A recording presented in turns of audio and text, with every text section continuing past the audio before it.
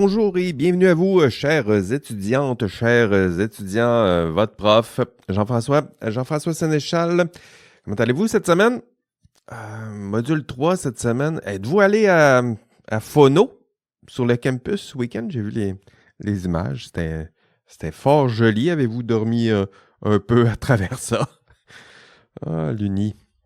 C'est le fun l'Uni, c'est beau à voir. À 50 ans, c'est le fun aussi, c'est juste qu'on on va plus à Phono pendant le week-end. Et en plus, on n'a même pas le faux mot d'avoir manqué Phono. C'est ça, ma vie, c'est ainsi.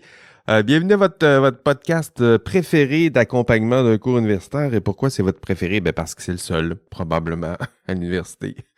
Je ne sais pas ce qu'il y en est des autres cours, mais il me semble qu'il n'y en a pas tant que ça. J'espère que vous avez trouvé votre façon d'écouter le podcast dans le bus, en marchant, dans l'auto, je vous imagine sur votre heure de lunch peut-être, puis vous écoutez votre podcast en promenant le chien, peut-être, qui sait. Salutations déjà à Félix-Antoine C. Lavoie, qui, dans ses échanges avec moi, m'a confié qu'il écoutait le podcast depuis sa voiture en direction de Notre-Dame-du-Lac. Je ne sais pas si c'est son projet habituel, mais c'était le lieu d'où il nous écoutait, d'où il écoutait son podcast préféré la semaine dernière. Puis vous, d'où écoutez-vous votre podcast? Dans quel contexte? Écrivez-nous! Comme disent les YouTubers, vos YouTubers préférés. Une drôle de prononciation. Écoutez, sachez que je vous lis quand vous m'écrivez. Je vous réponds pas toujours, mais je vous lis, ça c'est sûr. J'ai lu plusieurs de vos présentations sur les forums. Ce que je fais notamment, c'est que si vous m'écrivez et vous demandez une réponse, c'est sûr que je vais vous répondre. Donc, une question qui exige une réponse, je le fais. Mais parfois, là, si vous me transmettez des mini-tests, des indices de podcast, ça existe, vous le savez. C'est ça. Je vous réponds pas toujours, mais évidemment, je vous lis. OK, la semaine passée, c'était le module 2. On y a vu plusieurs choses, des notions de vocabulaire. Il y a des nouveaux termes peut-être pour vous, là, mais je dirais qu'on a vu déontologisme, éthique de la vertu, conséquentialisme. Pour vous, là, ça devrait être plus clair. Sinon, il va falloir replonger dans le module 2, mais je dirais que si vous avez passé à travers le module, la présence en classe, le podcast, ça devrait pas mal être clair pour vous. Aussi, un autre épisode du podcast, je l'ai publié vendredi dernier. Je vous ai expliqué vos différentes évaluations du cours. Si vous avez besoin de plus d'instructions ou d'informations sur ces évaluations, notamment votre TP1, allez écouter ça aussi. Sinon, avant de sauter dans le module 3, déjà merci. Je vous disais que j'avais lu vos présentations. Il y en a plus de 60 d'entre vous là, qui se sont présentés. Merci de l'avoir fait. Je vais essayer de répondre à quelques-uns d'entre vous. Un courriel d'un prof universitaire personnalisé. C'est quand même assez rare, ça aussi, sur le campus. Merci aussi pour les memes. Ça commence à rentrer, les memes. Vous irez voir, là, j'en ai reçu quelques-uns. Gâtez-vous. Je suis toujours preneur pour ce genre d'humour-là. Je regardais les stats aussi. Écoutez, avec 185 étudiants, là, il y a des milliers de téléchargements et de branchements à l'ENA. C'est beau à voir. Téléchargement aussi du podcast. Je regarde les stats. Vous êtes nombreux. Je dirais qu'à peu près le tiers là, qui vont écouter les épisodes du podcast de façon constante. Donc, si vous avez pris cette habitude-là, bravo. Par le passé, là, je le vois que ça sert à vous garder dans le rythme, puis déjà à prédigérer, je dirais, une partie du contenu avant de vous la faire présenter en classe. Mais bravo pour votre engagement. Je pense que ça peut contribuer à votre réussite. En tout cas, c'est mon plus grand souhait. Petit mot aussi sur le forum du module 2. Avez-vous vu ça? Écoutez, il est en feu, ce forum-là. Je vous ai demandé vos exemples là, de déontologisme, d'éthique de la vertu, de conséquentialisme est puisé dans votre propre culture geek et personnelle, culture populaire, les séries télé, les films, les romans, tout ce que vous le souhaitez. Puis c'est beau à voir. C'est impressionnant. Il y a plusieurs exemples là, très éclairants. C'est intéressant aussi de voir là où va votre culture. Là, j'ai vu des exemples de Harry Potter, One Piece qui est sorti, que j'ai toujours pas écouté. C'est quand même un chantier, là, décider d'écouter One Piece. Le Seigneur des Anneaux, The Office, j'ai vu quelques exemples. The Office, Naruto, Avengers, ça va dans tous les côtés, puis c'est bien. Puis encore une fois, l'important, c'est que vous tissiez des liens entre le contenu de cours et votre propre cerveau et votre propre culture. C'était le but de l'exercice. Merci aussi pour le ton. Il y a plusieurs interventions qui sont nuancées, même si des fois les sujets sont délicats. Je pense que c'est une bonne habitude là, de le faire comme ça. Je pense entre autres, il y en a quelques-uns qui ont fait des interventions plutôt sociales et politiques là, dans l'autre forum. Puis c'est exprimé avec beaucoup de nuances, de tact et de professionnalisme. Je vais le dire comme ça, là, ça change de ce qu'on peut lire sur les réseaux sociaux. C'est sûrement le contexte universitaire puis le contexte de cours d'éthique là, qui vous incite à écrire et à vous exprimer comme ça. Puis je pense que ça fait du bien de le voir aussi. Il n'y a pas de complaisance. Je pense qu'on peut dire très clairement les choses mais en utilisant là, les nuances et la rigueur et surtout le respect approprié. Bravo de le faire si tôt. Puis encore une fois, là aussi, bravo pour votre engagement si tôt dans ce cours. Parlant d'engagement, parlons des travaux d'équipe. Écoutez, vous aviez jusqu'à hier, on est lundi quand j'enregistre, vous aviez jusqu'à hier, dimanche, aux petites heures du matin pour constituer vos équipes. Puis, ben, il y en a plusieurs qui ne l'avaient pas fait, puis c'est pas grave. C'était pour vous donner l'opportunité de vous créer votre propre équipe, mais sinon, je me suis occupé ce matin de constituer les équipes manquantes, donc d'ajouter quelques orphelins, c'est comme ça que vous êtes nommés sur l'ENA. Donc, j'ai ajouté quelques orphelins ça et là dans quelques équipes. J'ai constitué des équipes d'orphelins. Puis, à la fin, ben, vous avez tous une équipe désormais. Sinon, si vous arrivez tard dans le cours, puis là, vous n'avez pas d'équipe, faites-moi signe rapidement. Il faut absolument que je vous ajoute à un TP1. Sinon, vous allez avoir 0 pour votre TP1. Puis ça va être compliqué de vous ajouter là, dans une équipe déjà constituée pour le TP2. Voilà. Alors, les équipes sont constituées.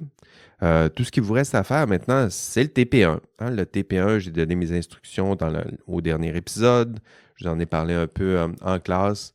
Le TP1, il est à remettre le 21 septembre 2025 avant 23h59. Donc, il vous reste quand même plus de presque une semaine. C'est amplement pour faire le TP1. Je dirais que le défi du TP1, c'est surtout un défi de gestion d'équipe. Essayez de vous assurer que votre équipe est fonctionnelle, que tout le monde répond, que tout le monde participe, tout le monde est engagé. Puis si ça ne fonctionne pas, faites-moi signe tôt. Dès le TP1, si un étudiant ou une étudiante ne répond pas, participe pas au TP1, ça ne s'arrangera pas avec le TP2. Donc, prenez les mesures nécessaires, faites-moi signe prudemment, puis on va gérer avant que ça déraille tout ça pour vous assurer que votre équipe soit fonctionnelle tout au long de la session. Donc, bon TP1, amusez-vous bien ensemble. Encore une fois, c'est quelque chose qui peut se rédiger assez aisément à 5, 6. Donc, on a plusieurs mains qui vont écrire en même temps. C'est un défi important, mais vous êtes capable de le relever. OK, terminé avec la poutine interne. Sautons dans le module 3. Vous êtes prêts? On y va. OK, au module 3, déjà, on va faire... le module 3, il répond, je dirais, au module 1. Rappelez-vous ce qu'on avait vu au module 1. On a vu des exemples, un exemple en particulier de problème éthique important, c'était le problème rencontré par Karen Duhamel. Rappelez-vous, l'objectif de ce module 1, c'était de vous démontrer que les problèmes éthiques, ça existe. C'est pas quelque chose c'est pas un mythe, là. C'est quelque chose qui existe pour vrai. Mais en même temps, ben, je vous l'ai précisé aussi, les cas comme celui de Karen Duhamel, ce sont des cas qui sont rares. Hein? Puis heureusement que c'est rare. Dans ce module 3, ce qu'on va voir, ben, ça va être différent. Moi, ce que j'aimerais vous démontrer, c'est que non seulement je souhaite continuer ma démonstration, vous démontrer que les problèmes éthiques existent, mais sinon, pourquoi? Pourquoi vous donner un cours d'éthique s'il n'y a pas de problème? Donc, les problèmes d'éthique, ils existent, mais plusieurs de ces problèmes ne sont pas rares. En fait, ils sont peut-être moins graves que le problème de Karen Duhamel, mais les problèmes moins graves, les problèmes éthiques moins graves, ils existent et ils ne sont pas rares. Donc ça, c'est ce que j'ai envie de voir dans ce module 3. Ce qu'on va examiner, c'est le nombre, la fréquence, la nature de ces problèmes qui ne sont pas rares. On va voir notamment des manquements, des fautes qui peuvent être commises assez communément, notamment les manquements dans l'exercice de votre profession. Donc, ce que j'aimerais faire dans ce module 3, c'est vous convaincre que, attention, là, sois bien attentif, là, ce que je veux surtout, c'est te convaincre que tu fais partie du problème. Hein? Toi. Puis ça, c'est peut-être le passage intellectuel le plus difficile du cours. Je dirais le plus difficile en soi, là, c'est-à-dire qu'admettre qu'on fait nous-mêmes partie du problème. C'est difficile, puis c'est nécessaire que je fasse aussi cette démonstration, puis ce sera nécessaire pour votre apprentissage, c'est-à-dire qu'on va partir du constat que tu fais partie du problème. Sinon, pourquoi toi, tu aurais besoin de suivre ce cours? Ah, c'est ça aussi la tendance. OK, peut-être l'éthique existe, peut-être que d'autres ont des problèmes, mais moi, j'ai pas de problème. Ben, le découlant de tout ça, c'est pourquoi tu suis un cours d'éthique si tu fais pas partie du problème. Voilà, ça fait partie de mes démonstrations que je vais essayer de faire dans ce cours, c'est que toi, oui, même toi, hein, toi qui m'écoutes distraitement en ce moment-là, même toi, hein, lâche ton sel, toi. Arrête de scroller. Oui, toi aussi, tu fais partie du problème, puis j'ai bien l'intention de te le démontrer dans ce module. Alors, le problème, je le mentionnais dans mon cours d'introduction, on était au module 1, c'était notre première rencontre en classe. Si vous n'avez pas vu ça, vous irez écouter l'enregistrement du cours. Le problème, c'est qu'on se trouve bien bon, mais on se trouve bien honnête, mais est-ce qu'on l'est vraiment?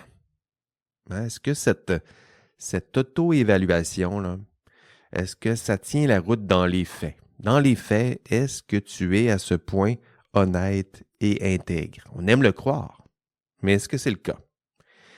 Et si ce n'était pas exactement le cas? Hein? Et si tu surestimais tes propres capacités en matière d'éthique et d'intégrité? Hein? Même un peu, une petite surestimation. Est-ce que ça se peut? Et si c'est le cas, mais ce serait quoi les conséquences possibles d'une forme de surestimation personnelle? Est-ce que ça se peut même que ça se répande et que ce soit une surestimation légère mais collective de nos compétences en matière d'éthique, d'honnêteté, d'intégrité? C'est ce qu'on va explorer ensemble à la fin du module 3, en abordant notamment ce thème de la surestimation. Mon objectif, c'est que vous arrêtiez de surestimer vos compétences éthiques, que vous reconnaissiez que vous faites partie du problème, que toi aussi, tu fais partie du problème. Puis si je fais vraiment bien mon boulot, ben déjà à la fin du module 3, tu vas te surestimer un peu moins ou tu auras une appréciation peut-être un peu plus réaliste de ce que tu es.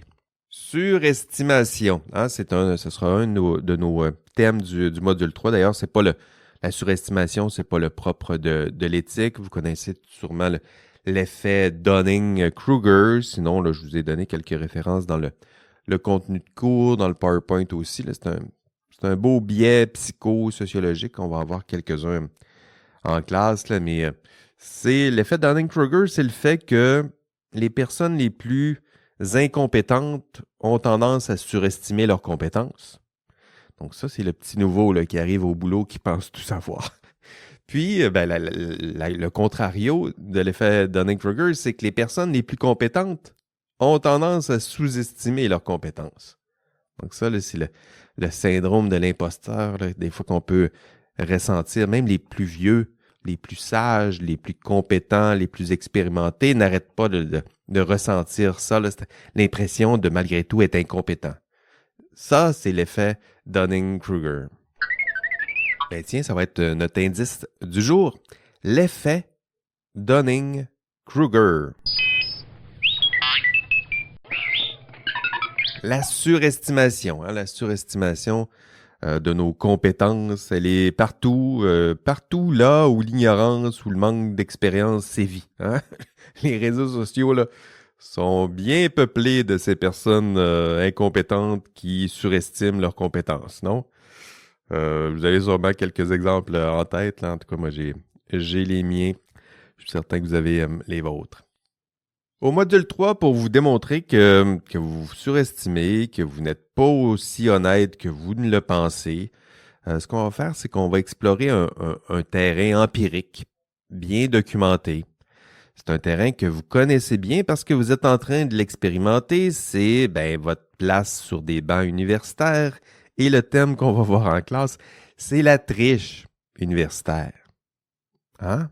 On se pense honnête, mais est-ce qu'on triche? Hein? Trichez-vous à l'université. As-tu déjà triché, toi? As-tu déjà triché pendant tes cours à distance? Pendant la pandémie? As-tu déjà triché? Hein? Puis pourquoi, au juste, est-ce que tu as triché? C'est quoi ça aussi, on va voir ça en classe. C'est quoi les causes de cette triche? Hein? Pourquoi on triche? Est-ce que, pression de performance, peut-être, manque de temps, manque de formation, des objectifs élevés, et manque de temps, et difficulté de la tâche, et manque de compétences, et paresse, difficulté, influence des pairs, ça existe aussi, surcharge de travail. Puis si on ajoute tout ça, si on compile tout ça, on cumule tout ça, est-ce que toi, tu es à risque dans un tel contexte? Est-ce que tu risques de succomber à certaines de ces pressions pour contourner quelques règles et défier quelques attentes, sinon quelques valeurs de ton institution et organisation qui t'accueillent? Hein, c'est quoi les risques qui sont associés aux conséquences de la triche universitaire si elle est un peu trop répandue? Parce que, ultimement, on va le voir en classe, puis désolé de te le redire ici, ces pressions que je viens tout juste de mentionner, elles risquent malheureusement de se reproduire dans l'exercice de ta profession. Pression de performance, ça n'arrêtera pas. Manque de temps, penses-tu que tu vas manquer, tu vas avoir plus de temps quand tu vas être en train de travailler 50 heures par semaine, sinon 60? Manque de formation. As-tu eu la formation nécessaire? Objectifs élevés. Est-ce que les objectifs sont moins élevés quand on arrive dans l'exercice de la profession? Difficulté de la tâche, est-ce que ça va être facile désormais?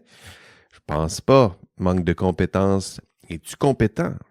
T'es-tu assuré de tes compétences ou as-tu triché pour contourner tes manques d'incompétences? À ce moment-là, on a une belle roue qui est un beau cercle vicieux qui est en train de tourner là. Surcharge, influence des pairs. Tes pairs t'ont influencé pendant ta formation. Risque-t-il de t'influencer lorsque tu vas exercer ta profession? C'est ce qu'on va voir dans le cours. Je vais vous présenter toutes sortes de... Je disais que c'était empirique. Là, on va vous présenter des chiffres, des études. Je vais vous présenter ça demain en classe. Je vais entre autres vous présenter en classe des chiffres qui font frémir le vice-doyen. Maintenant, c'est la vice-doyenne aux études de la faculté de sciences et génie à toutes les fois que je lui en parle. C'est-à-dire que vous croyez intègre, vous croyez individuellement et collectivement intègre comme groupe, mais les chiffres ne mentent pas. Je pense que vous trichez un petit peu plus que vous le pensez. On va voir en classe, là, entre autres, c'est un peu plus d'une personne sur deux là, a déjà triché à l'université. Plus de la moitié.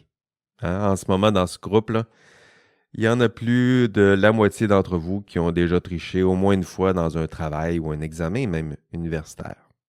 En fait, C'est probablement plus que 1 sur 2 parce qu'il y a d'autres personnes, en fait, c'est 1 sur 2 qui va confier dans les études qu'on a faites. Une personne sur 2 va nous confier qu'il a déjà triché. Puis ça se peut qu'il y en ait d'autres qui a déjà triché, mais qui ne sont pas prêts à nous le confier. Donc, c'est un peu plus, sinon pas mal plus qu'une personne sur 2 qui a déjà triché à l'université. Évidemment que c'est pas la moitié, non, c'est ça, une sur 2, donc c'est pas ceux qui n'écoutent pas le podcast. C'est-à-dire que ceux qui écoutent le podcast, évidemment qu'ils sont honnêtes et intègres. C'est probablement ceux qui n'écoutent jamais le podcast, non? C'est sûrement pas toi, en tout cas, qui a déjà triché. Ce qui est intéressant, c'est que 100%, je suis pas mal sûr que 100% des personnes qui ont déjà triché se disent et se croient intègres et honnêtes, gageons-le.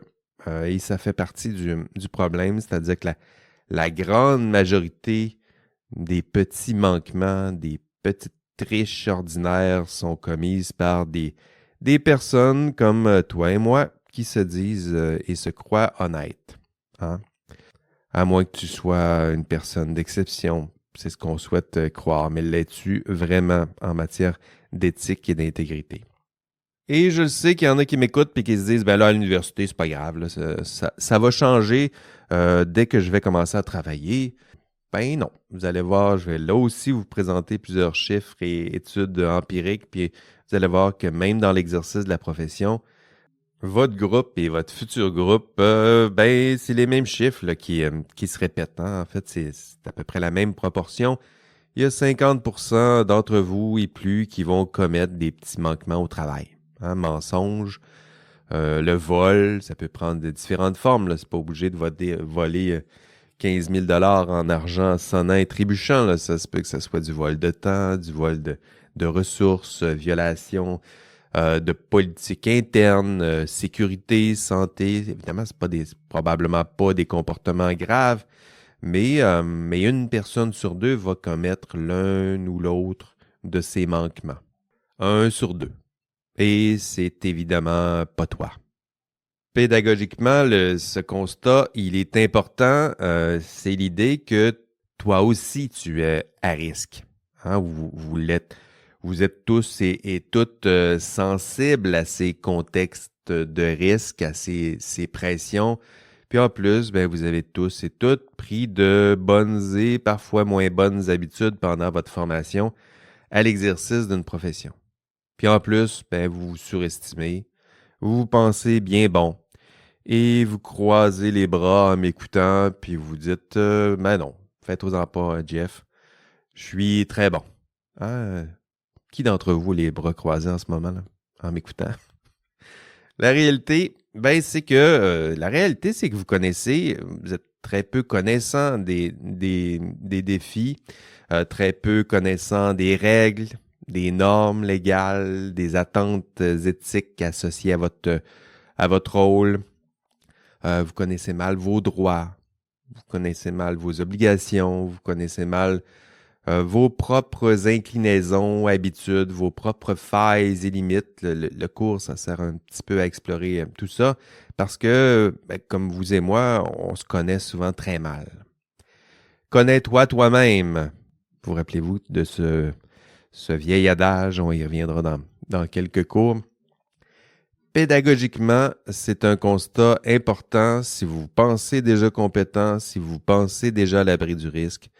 Ben, vous perdez effectivement votre temps avec vos bras croisés, puis moi aussi, je perds du temps en vous enseignant. Je pense qu'il est le moment de décroiser les bras, s'ouvrir un peu, reconnaître ses propres failles et incompétences. Puis lorsque tout ça se sera reconnu, ben, on pourra ensemble explorer, je dirais, des pistes de solutions pour gérer prudemment ce risque et colmater, là aussi prudemment, vos propres failles. Et parlant de failles personnelles, ben on va en explorer quelques-unes dans les prochains cours. Tiens, je me permets déjà de vous annoncer un petit peu le contenu qui s'en vient pour vous dans les prochains modules. Déjà au module 3, ben, demain en classe, je vais tenter d'explorer avec vous votre tendance à surestimer votre propre intégrité morale. Demain aussi en classe, on va voir que votre tendance à des fois tricher pour toutes sortes de bonnes et moins bonnes raisons. On va voir les raisons, les causes, pourquoi vous trichez en classe. Module 8, parlant de failles, on va voir votre tendance à être un peu plus loyal envers votre employeur qu'envers votre ordre professionnel. Donc ça, c'est un problème. On va parler du conflit de loyauté, ce sera au module 8. Le module 9, on va voir votre tendance à privilégier vos propres intérêts personnels et ceux de vos proches au sacrifice des intérêts publics. Donc ça, on parlera du conflit d'intérêts. Ce sera le module 9. Parlant de failles au module 10, on va voir Vous avez tendance à adopter généralement les comportements de vos pairs et de vos collègues. Ce sera au module 10 où on va explorer la pensée de groupe. Au module 10 aussi, on va explorer votre tendance à vous plier à l'autorité. On va parler des pressions et du thème de la soumission à l'autorité. Ça fait partie de vos failles. On va la voir, celle-là, au module 10 aussi. Et donc, en explorant ces petites failles, on va les explorer ensemble parce que je dirais que le cumul de ces petites failles et problèmes, de ces tendances, ça crée un problème systémique et organisationnel que nous allons explorer en classe. Les problèmes éthiques, l'éthique est parfois un problème systémique et organisationnel. Ça peut fluctuer selon les époques, mais ça fait toujours partie des enjeux. Puis, dans ce module 3, on va explorer votre propre rôle dans ce problème systémique. Hein? Pas juste constater le problème en soi de l'extérieur en disant « c'est vrai qu'il y a un problème ». Il y a parfois des enjeux éthiques dans ce domaine, mais de reconnaître que vous êtes aussi partie prenante à ces enjeux éthiques. Vous êtes à la fois le problème et peut-être la solution. Parlant de tendances, de failles, de fautes et de manquements, cette semaine aussi en classe, on va voir dans l'enregistrement de cours, vous allez le voir si vous n'êtes pas en classe demain. Sinon, je vais vous le présenter ensemble. Je vais en classe plutôt. On va voir la commission Charbonneau. Donc, on a vu les extraits de Karen Duhamel, puis pour plusieurs d'entre vous, c'est quoi que ça? Elle est où? Elle est devant qui? C'est quoi le contexte de la commission Charbonneau? Demain, là, je vais vous l'expliquer en classe. C'est important que vous connaissiez la commission Charbonneau. C'est quand même un pivot, je dirais, important dans l'histoire récente du système professionnel.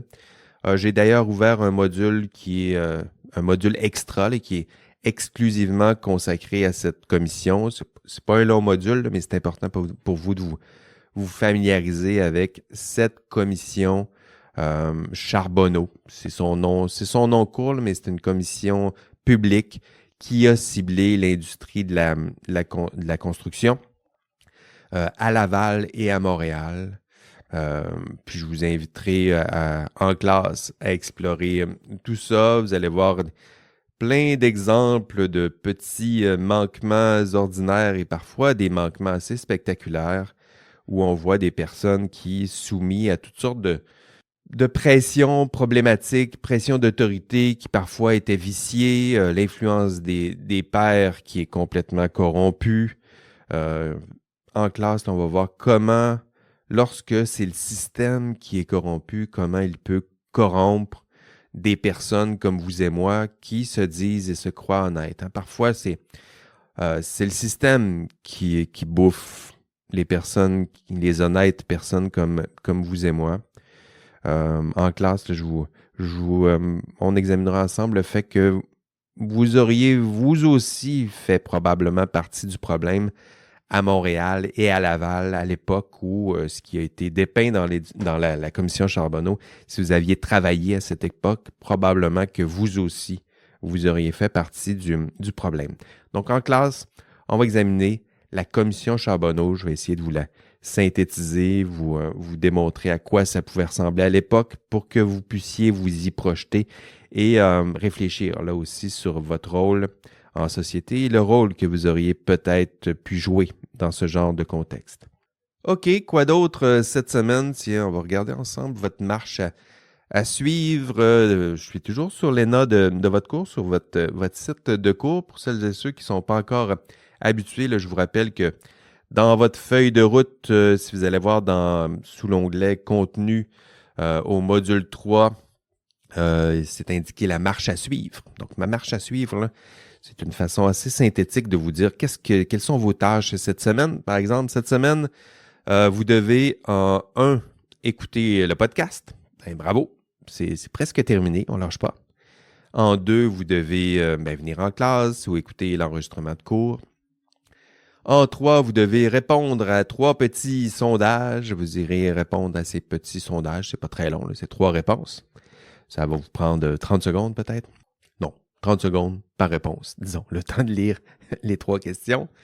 Quoi d'autre cette semaine? Ben, lire le rapport. Je vous parlais de la commission Charbonneau, je vais vous l'expliquer en classe, mais ça va être important pour vous d'aller lire le rapport. En fait, vous n'allez pas lire tout le rapport. Là. Je pense que le rapport, c'est 1400 pages. Ce n'est pas une lecture suggérée. Ce que je vous suggère, c'est de lire le passage là, qui est vers lequel j'ai pointé. C'est quand même quelques pages, là, mais ce serait pour vous intéressant de lire la partie ciblée où on essaie d'identifier les causes des problèmes que je vais vous expliquer demain en classe à propos de la commission Charbonneau. En 5, qu'est-ce que vous devez faire cette semaine? Ben, consulter le module, je vous en parlais précédemment. Le module commis et produit et consacré à la commission Charbonneau. Visionnez aussi une courte vidéo là, que je vous ai mis qui résume la commission Charbonneau. Je le fais en 2 minutes dans cette vidéo-là. Puis en classe, je vais le faire en 20 minutes. Donc, si vous voulez avoir une version très brève, mais probablement très incomplète, vous irez écouter cette courte vidéo. Quoi d'autre? En 7, participer au forum. Il y a un forum à chaque module. Il y a encore un forum d'ouvert pour le module 3. Et en 8, vous devez compléter les questionnaires. Donc, il y a un questionnaire intitulé « Nature et mesure de la faute professionnelle ». Donc, allez compléter ce questionnaire. Et si vous avez fait tout ça, ben vous auriez tout fait votre marche à suivre et accompli l'ensemble des tâches qui vous étaient confiées cette semaine. Un bien beau programme pour vous. Écoutez, ce sera tout cette semaine via le podcast. Sinon, on se revoit demain en classe. Sinon, on travaille les enregistrements de cours.